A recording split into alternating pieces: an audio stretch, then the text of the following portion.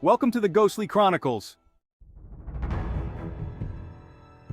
The Watcher in the Cornfield? One summer evening, Claire, Matt, and Jamie decided to explore the abandoned farmhouse on the edge of town.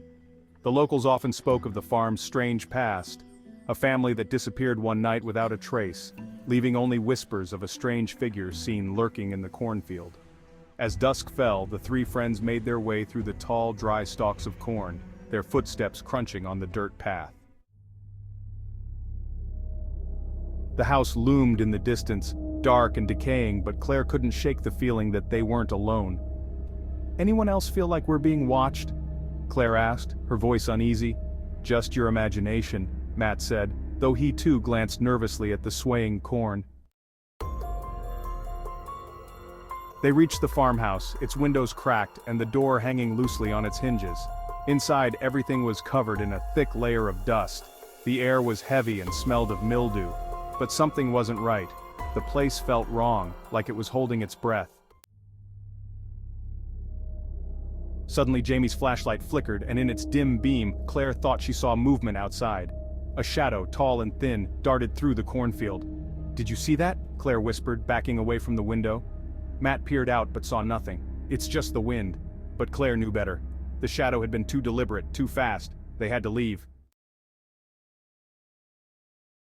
As they turned to go, the front door slammed shut on its own, trapping them inside. The air grew colder, and the old wooden walls groaned as if the house itself was alive.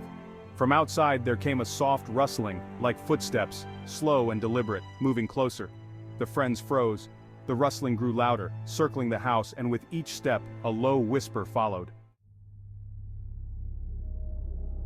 "Get out, before the Watcher finds you." Suddenly, Jamie's flashlight died, plunging them into darkness. Claire grabbed for the door, but it wouldn't budge. Panic set in as the footsteps stopped, right outside the window. A face, gaunt and pale, pressed against the glass, its eyes hollow and staring straight at them. "Run!" They bolted through the cornfield, but the rustling behind them didn't stop. The shadow was chasing them, its steps growing louder, faster.